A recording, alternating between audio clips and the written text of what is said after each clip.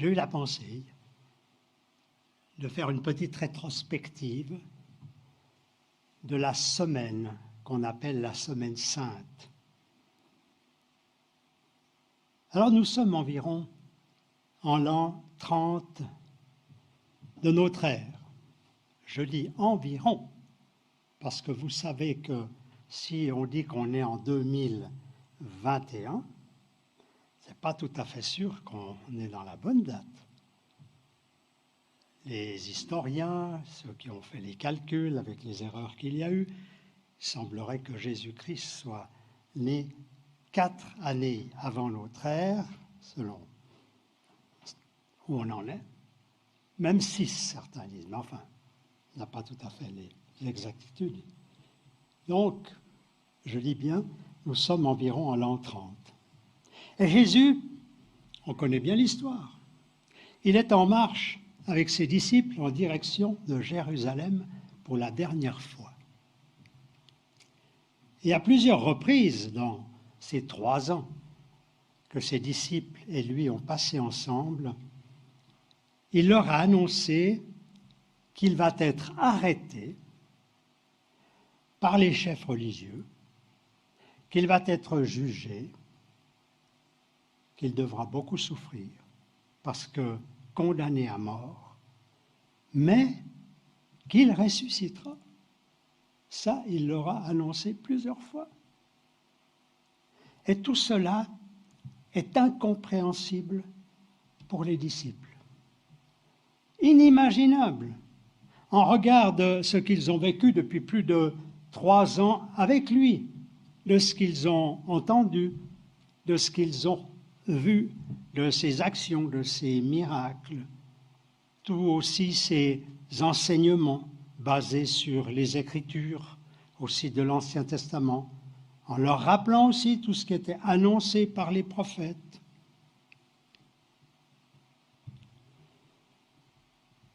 D'autant plus incompréhensible pour les disciples que, en arrivant devant la ville, on accueille Jésus et ses disciples avec des cris extraordinaires. Une foule en liesse. Et Luc, la semaine passée, nous a lu le texte de ce qui concerne, qu'on appelle les rameaux, cette entrée triomphale de Jésus à Jérusalem. Foule qui accueille Jésus. Alors, nous allons écouter un chant parce qu'on l'écoute simplement, il n'y a pas de parole, pas d'image, on écoute. Un chant qui s'intitule « Hosanna ». J'avais posé la question il y a, je crois, 15 jours, ce que voulait dire « Alléluia ». Alors je vous pose la question, qu'est-ce que signifie « Hosanna » ? Bon, je vous donne la réponse. « Hosanna », c'est la transcription d'une expression signifiant « sauve donc ».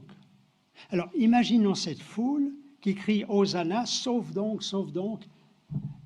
Cette attente de la foule, de la part de Jésus de sauver ce peuple, mais ils sont dans le mauvais sens, dans la mauvaise compréhension, dans le mauvais désir, c'était de les sauver de l'occupation romaine.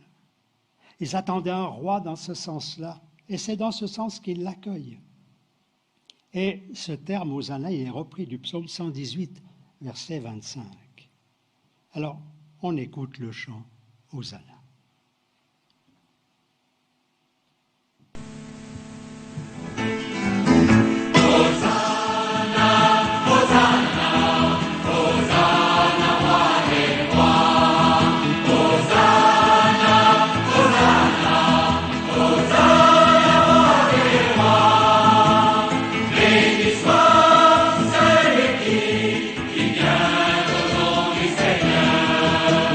Béni soit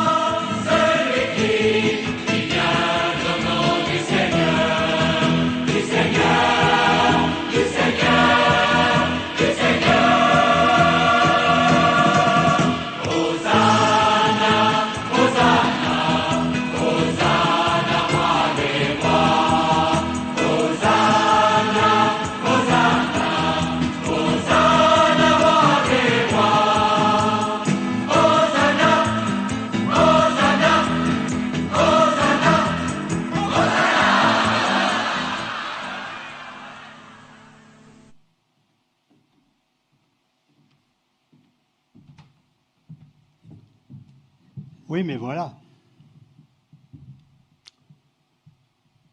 La semaine s'écoule.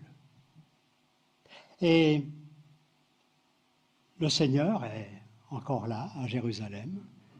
Il enseigne dans le temple. Il enseigne surtout les disciples. Il avait encore beaucoup de choses à leur dire, à leur communiquer. D'ailleurs, il leur a dit, je ne peux pas tout vous dire parce que vous ne pouvez pas supporter tout ce que j'ai encore à vous dire, mais vous le recevrez plus tard. Plusieurs chapitres dans les évangiles. Si on lit nos évangiles, on s'aperçoit que dans cette semaine-là, il y a un enseignement extraordinaire et très fort, très puissant, très important qui est donné à ses disciples. Et puis il y a la préparation du repas de la Pâque juive. Il y a le dernier souper. Il y a l'institution du mémorial de la Seine. Et puis, il y a le départ en direction du jardin de Gethsémane. Cette nuit à Gethsémane, cette nuit si particulière, si angoissante, si pesante, au point même que les disciples, fatigués, s'endorment. Une nuit de combat spirituel pour notre Seigneur, que nous n'arrivons pas à mesurer de ce qui s'est passé pour lui à Gethsémane. Absolument pas. Il y avait une pesanteur aussi avec l'action de l'ennemi, du diable, qui voulait empêcher la croix. Et on sait comment le Seigneur a lutté cette nuit-là. On écoute un chant tout à fait particulier que vous avez peut-être jamais entendu. C'est un chant de Pierre Lachat qui s'appelle « Dieu en crise ».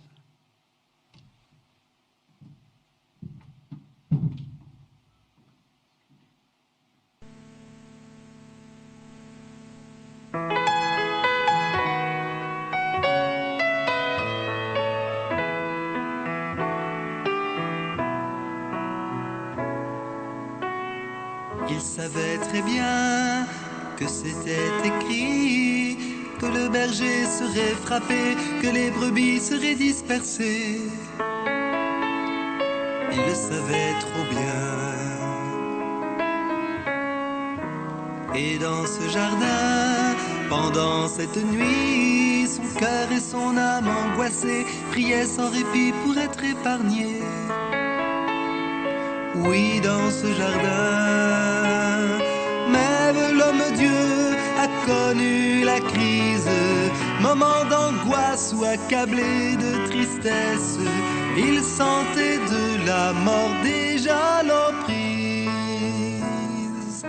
Il aurait aimé que ses trois amis veillent avec lui pour ce moment, mais le sommeil les avait gagnés.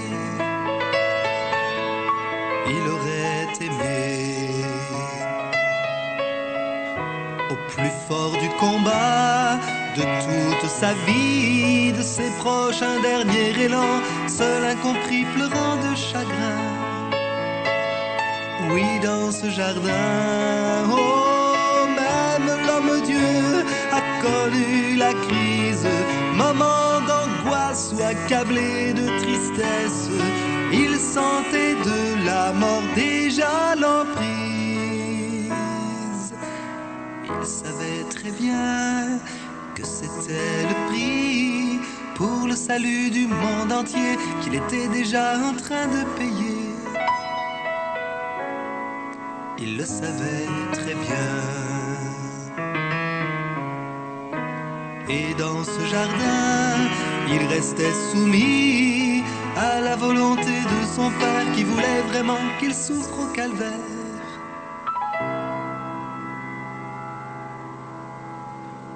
Oui, dans ce jardin, oh, même l'homme-dieu a connu la crise, moment d'angoisse ou accablé de tristesse, il sentait de la mort déjà l'emprise.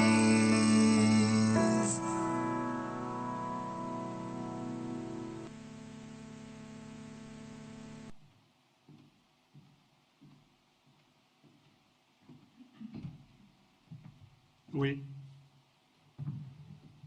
inimaginable moment dans ce jardin.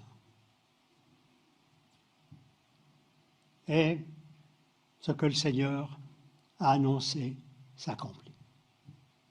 Il est arrêté. Et la foule qui l'acclamait quelques jours plus tôt est manipulée par les chefs religieux pour demander sa mort. Il dérange. Il est condamné après une parodie de procès. On ne peut pas dire autrement. Une parodie de procès. Et il est crucifié avec 2 brigands, entre 2 brigands. On connaît tous ces textes de l'Écriture, on connaît tout ce qui s'est passé. Et une foule, qu'est-ce qu'elle crie, cette foule? Devant ses chefs religieux, devant Pilate, crucifie, crucifie. Eux qui criaient Hosanna, quelques jours plus tôt. Oh, les foules versatiles. Il y en a aussi encore aujourd'hui. On écoute, crucifie.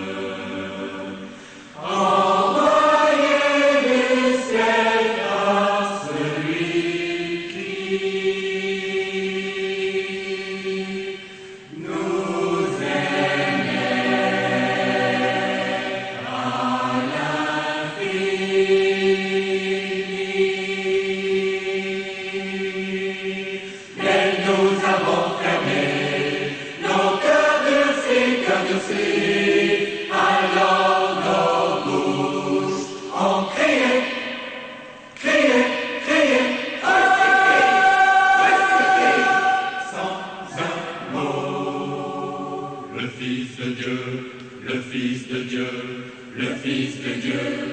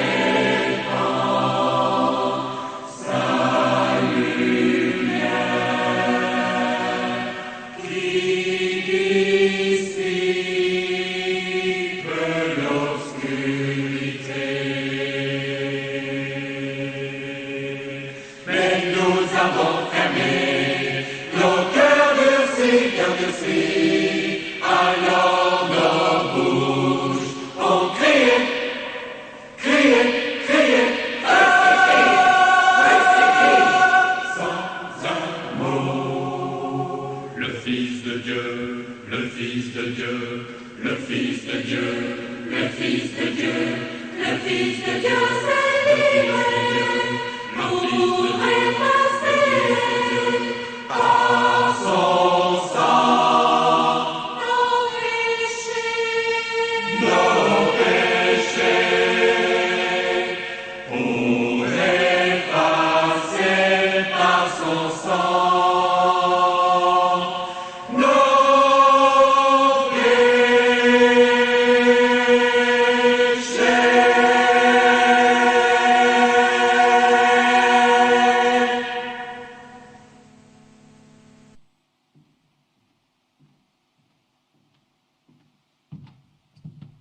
c'est un chant solennel.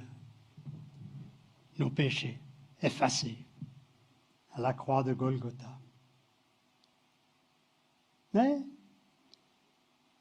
nous connaissons la suite de ce jour sinistre. Et je lis Matthieu 27, versets 57 à 66. Le soir venu, arriva un homme riche d'Arimathée, du nom de Joseph, qui lui aussi était un disciple de Jésus. Il alla trouver Pilate et demanda le corps de Jésus. Alors Pilate ordonna de le lui remettre. Joseph prit le corps, l'enveloppa dans un drap de linge pur et le déposa dans un tombeau neuf qu'il s'était fait creuser dans la roche. Puis il roula une grande pierre à l'entrée du tombeau et s'en alla. Marie de Magdala et l'autre Marie étaient là, assises vis-à-vis du tombeau. Le lendemain, qui était le jour après la préparation du sabbat, les chefs des prêtres et les pharisiens allèrent ensemble chez Pilate et dirent « Seigneur, nous nous souvenons que cet imposteur a dit, quand il vivait encore, « Après 3 jours, je ressusciterai. Ordonne donc que le tombeau soit gardé jusqu'au 3e jour, afin que ses disciples ne viennent pas voler le corps et dire au peuple, il est ressuscité. Cette dernière imposture serait pire que la première. » Pilate leur dit, vous avez une garde. Allez-y, gardez-le comme vous le souhaitez. Ils s'en allèrent et firent surveiller le tombeau par la garde après avoir scellé la pierre. Fin du texte. Eh bien, on constate que les hommes ont mis en œuvre tout ce qui était possible pour empêcher la résurrection de Jésus. Mais rien ni personne ne pouvait empêcher ce miracle. Dans Vie nouvelle, qui est avec la transcription de Second 21, enfin la traduction de Second 21, il est dit ceci. Les pharisiens font sceller le tombeau par une corde tendue par-dessus la pierre roulée devant l'entrée. Les 2 extrémités de la corde sont scellées à l'aide de l'argile. Ils ajoutent une précaution supplémentaire en demandant que des gardes soient placés à l'entrée du tombeau. Compte tenu de ces précautions, il fallait vraiment que Jésus ressuscite pour que le tombeau soit vide. Les pharisiens n'ont pas compris qu'aucun rocher, aucun sceau, aucune garde, ni aucune armée ne pouvait empêcher le Fils de Dieu de revenir à la vie. Et le 1er jour de la semaine, la pierre est roulée. Le sépulcre est vide. Et Jésus se présente ce jour-là à 5 reprises, à des personnes différentes. Et la 5e fois, c'est au milieu de ses disciples. Et voilà ce qu'il est dit dans Luc 24, versets 36 à 49. Ils parlaient encore, donc les disciples entre eux, quand Jésus lui-même se présenta au milieu d'eux et leur dit « Que la paix soit avec vous ». Saisis de frayeur et d'épouvante, on peut le comprendre. Hein. Ils croyaient voir un esprit. Mais il leur dit « Pourquoi êtes-vous troublés et pourquoi de pareilles pensées surgissent-elles dans votre cœur? Regardez mes mains et mes pieds, c'est bien moi. Touchez-moi et regardez. Un esprit n'a ni chair ni os, comme vous le voyez bien, j'en ai. » En disant cela, il leur montra ses mains et ses pieds. Cependant, dans leur joie, ils ne croyaient pas encore, et ils étaient dans l'étonnement. Alors, il leur dit, « Avez-vous ici quelque chose à manger ?» Ils lui présentèrent un morceau de poisson grillé et un rayon de miel. Il en prit et mangea devant eux. Puis il leur dit, « C'est ce que je vous disais lorsque j'étais encore avec vous. Il fallait que s'accomplisse tout ce qui est écrit à mon sujet dans la loi de Moïse, dans les prophètes et dans les psaumes. » En parenthèse donc, c'est les trois parties de la Bible hébraïque que les Juifs avaient. Alors, il leur ouvrit l'intelligence, afin qu'ils comprennent les Écritures. Et il leur dit, ainsi, il était écrit, et il fallait que cela arrive, que le Messie souffrirait et qu'il ressusciterait le troisième jour, et que la repentance et le pardon des péchés soient prêchés en son nom à toutes les nations, à commencer par Jérusalem.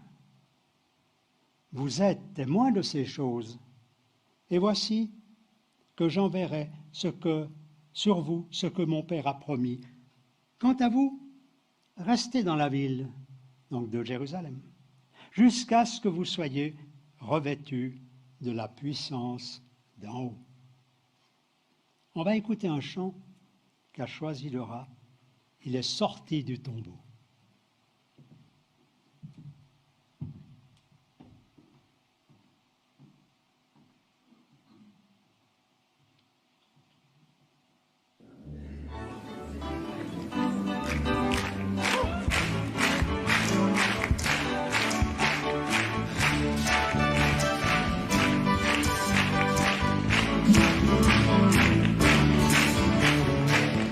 Il est sorti du tombeau.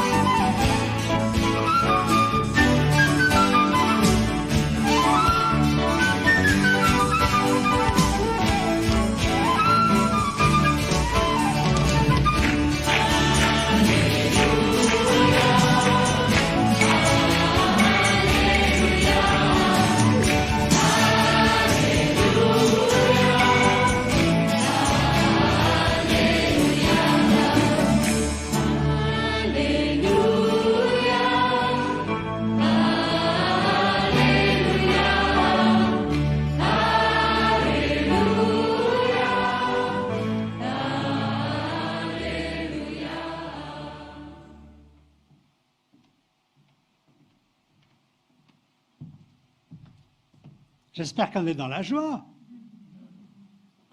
Comme ce cœur. Alors on est passif, on ne dit rien, mais j'espère que dans notre cœur, hein, on est aussi dans l'Alléluia. Oh là, oh là. Mais, oh, dans notre monde d'aujourd'hui, quelle tristesse. Il y a des responsables religieux. À l'époque, il y en avait qui ont condamné le Seigneur. Mais aujourd'hui, malheureusement, il y a des responsables religieux qui ne croient pas à la résurrection corporelle du Christ. Je vous cite. C'est assez ancien, un pasteur. Il dit, nous parlons toujours du tombeau vide, mais c'est une façon ultérieure de raconter la résurrection. Au départ, je crois que les disciples n'ont fait que l'expérience d'apparition et d'apparition lumineuse. C'est l'expérience de Paul sur le chemin de Damas. Ouais. Si on compare l'expérience de Paul sur le chemin de Damas avec la résurrection de Jésus-Christ, ah Seigneur, éclaire les âmes, éclaire les chefs religieux. Ce n'est pas ce que nous croyons nous-mêmes quant à la réalité de la résurrection, on est bien d'accord. J'avais cité tout à l'heure à la Vie Nouvelle une citation de Second 21. Il est dit « Le corps de Jésus n'était pas le produit d'une imagination trop fertile, ni un fantôme, car les disciples l'ont touché, hein, on l'a vu, on l'a lu, et il a mangé devant eux, donné des preuves matérielles. D'un autre côté, ce n'était pas simplement un corps humain revenu à la vie comme celui de Lazare dans le récit de Jean, chapitre 11. Il avait la faculté d'apparaître et de disparaître, complètement incompréhensible. Le corps ressuscité de Jésus était immortel. C'est un corps semblable qui nous sera donné à la résurrection des morts. Et on pourrait lire en Corinthiens 15, hein, tout le chapitre. Merci Seigneur. Merci de cette perspective de ce que tu as démontré, été, manifesté. Tu nous l'accorderas. C'est ça aussi Pâques. C'est cette espérance-là. Alors qu'on est dans ce monde bien limité, avec toutes ces contingences limitées, ses joies, mais aussi ses peines. Oui, il leur a vraiment donné des preuves tangibles de sa résurrection, et pas seulement ce jour-là, pendant 40 jours après la résurrection, après Pâques jusqu'au jour de l'ascension où il a été enlevé dans le ciel. Après avoir souffert, est-il dit dans Actes 1:3, il se présenta à eux vivants et leur en donna de nombreuses preuves pendant 40 jours. Il se montra à eux et parla de ce qui concerne le royaume de Dieu. Et où j'ai été arrêté dans les textes qui suivent dans le livre des Actes, c'est que ces disciples, d'abord, ils ont été complètement transformés. De sceptiques qu'ils étaient le jour de la résurrection et d'accepter cette réalité qui se présentait à eux, ils ont été complètement bouleversés. Et ce qui a encore accentué ce bouleversement, c'est l'arrivée du Saint-Esprit. 50 jours plus tard, à la Pentecôte, qui les a saisis, les a complètement transformés, les a poussés en avant pour être quoi ? Pour être des témoins de quoi? Mais de la résurrection. Ils sont devenus des témoins de la résurrection. Je vais vous citer quelques textes dans justement ce livre des Actes. Acte 1, 22. C'est le Seigneur qui choisit Matthias en remplacement de Judas. Il est dit depuis le baptême de Jean jusqu'au jour où il a été enlevé du milieu de nous, il nous sera associé comme témoin de sa résurrection. Qui? Matthias, choisi par Dieu pour remplacer Judas, pour faire le 12e apôtre, mais pour devenir quoi? Un groupe là qui se déplace, qui témoigne un peu de ce qu'ils ont vécu? Non, c'est principalement pour être témoin de sa résurrection. En acte 2, versets 31-32, Pierre, lors de son discours à la foule réunie le jour de la Pentecôte, déclare en faisant référence au roi David, parce qu'il prenait à témoin les Écritures de l'Ancien Testament pour prouver à cette foule que ce qu'ils annonçaient était basé sur l'Écriture. Et Pierre dit, c'est donc la résurrection du Christ qu'il a prévue et annoncée en disant qu'il ne serait pas abandonné au séjour des morts et que son corps ne connaîtrait pas la décomposition. C'est une citation de David. C'est ce Jésus que Dieu a ressuscité. Et qu'est-ce qu'il ajoute? Nous en sommes tous témoins.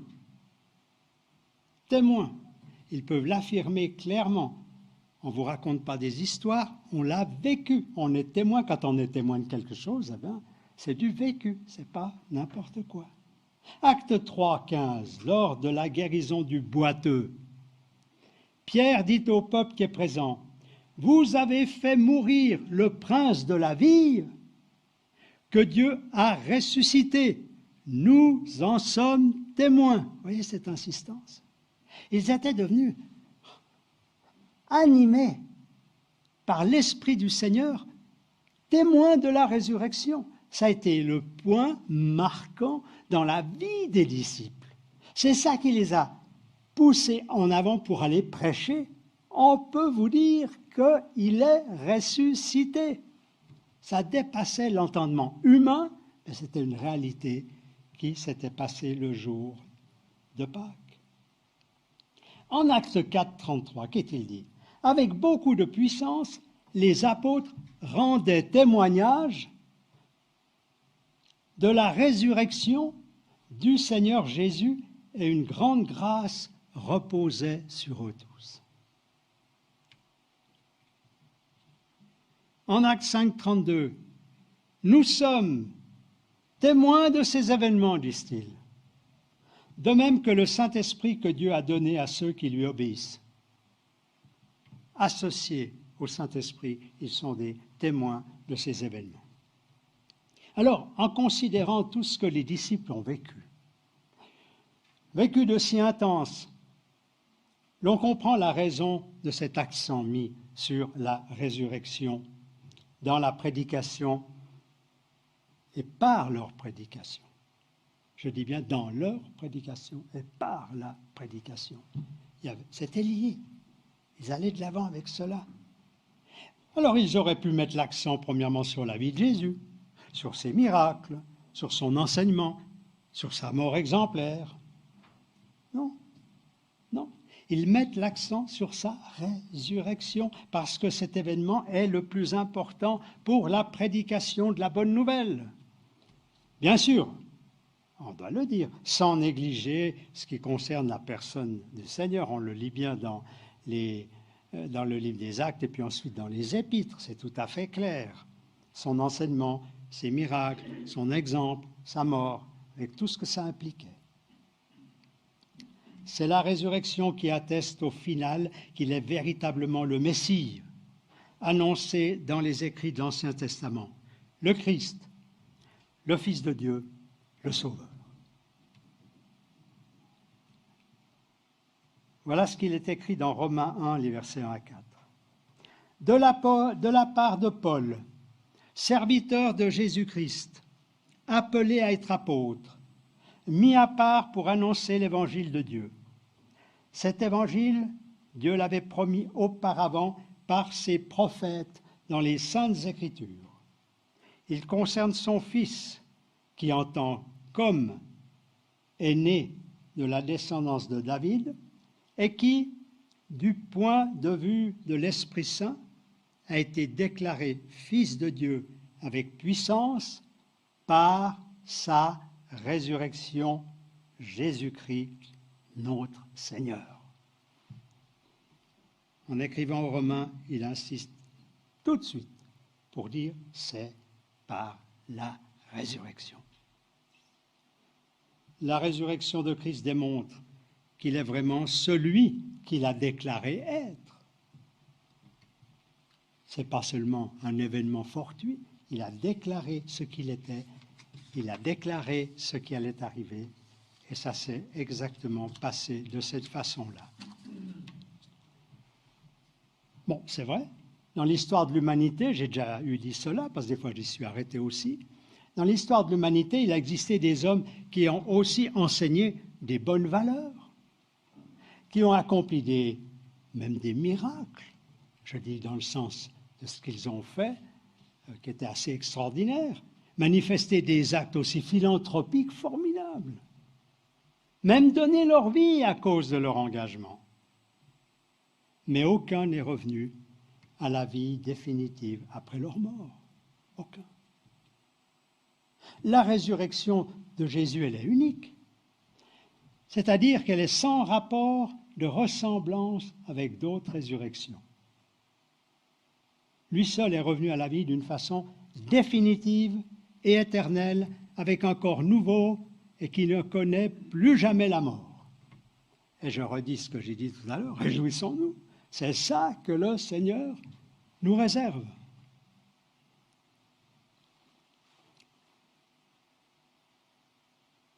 Dans l'ABC de théologie chrétienne, il est dit ceci, une toute petite phrase. Avant cet événement, toutes les résurrections n'étaient que le retour à la vie de l'ancien corps terrestre. Celles de l'Ancien Testament qui ont eu lieu, accomplies par les prophètes, et puis celles de Lazare. Ils sont à nouveau morts. Ça a été une démonstration de la puissance du Seigneur, mais ils sont de nouveau morts. J'ai beaucoup aimé une série d'articles qui a paru il y a très très longtemps, il y a 43 ans. C'était vieux. Vous savez, j'ai quelques archives. C'est un pasteur de l'époque, Gérard Pella, qui était connu dans la région, qui avait écrit une série d'articles dans le journal Ictus. Très bonne revue biblique qui n'existe plus. Mais il avait écrit des articles qui s'appelaient Témoins de la résurrection, Témoins avec le Saint-Esprit. Justement, dans cet article, il dit ceci. En ressuscitant Jésus d'entre les morts, Dieu remet fondamentalement en question le jugement porté sur celui-ci par Caïphe et Pilate. Il verse une pièce capitale au dossier. Si Jésus, dont on croyait s'être définitivement débarrassé, est ressuscité, il faut réviser son procès. Car alors, il n'était pas le blasphémateur et l'imposteur qu'on croyait. Ses prétentions étaient justifiées. Mais cette résurrection, Caïphe et Pilate ne l'ont pas vue. C'est à ses seuls disciples que Jésus en a donné les preuves formelles. Il aurait pu en donner au monde, ce qui l'aurait forcé à croire, mais aurait évacué du même coup la foi. Au monde, il donne non pas des preuves, mais des témoins, témoins de la résurrection. C'est eux qu'il charge, en quelque sorte, de faire réviser le procès que les Juifs d'abord, puis les Romains, et le monde entier avec eux, lui ont intenté. Nous saisissons là l'importance capitale des témoins de la résurrection. Fin de citation. Lorsque l'on considère ce qu'étaient les disciples durant les 3 ans et demi avec le Seigneur. Leur personnalité, leur caractère, leur formation professionnelle, leur milieu social, leurs hésitations, leurs incompréhensions, leur manque de foi, mais aussi leur bonne volonté, leur écoute, leurs actions. L'on constate pourtant qu'il leur manquait une chose principale. Pour être transformés à 100% et motivés pour aller prêcher sans peur, c'était d'avoir été témoins de la résurrection. Et ensuite d'être habités et animés du Saint-Esprit pour accomplir la mission reçue du Christ et d'aller proclamer cette nouvelle. Oui, nous constatons, je conclus, que la résurrection n'est pas un aboutissement aussi extraordinaire et merveilleux soit-il, non. Aujourd'hui, on commémore cette résurrection, mais ce n'est pas un aboutissement, non, pas du tout. C'est une suite dans l'histoire pour le monde, pour nous, par rapport à notre mission. Il est l'événement qui marque un nouvel épisode de l'action de Dieu en faveur des hommes. Ah, s'ils pouvaient le comprendre. Mais c'est à nous aussi d'être ses témoins, par notre vie, par notre prédication. Elle est un départ pour une ère nouvelle, celle de la grâce, offerte à toute personne qui accepte de croire en un Seigneur et un Sauveur qui est vivant. J'ai noté, elle est un message qui fait partie du processus de la régénération et de la justification. Ce n'est pas seulement la résurrection.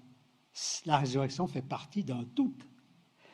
Ce tout, c'est le processus de la régénération et de la justification pour transformer des vies spirituellement mortes en des vies nouvelles qui seront à leur tour témoins du ressuscité. Pour ce qui nous concerne aujourd'hui, nous pouvons continuer de faire confiance au témoignage apostolique, des témoins oculaires de la résurrection. 20 siècles plus tard, nous avons encore l'assurance que notre foi est basée sur des faits réels. Il est vivant. Amen. On va l'écouter.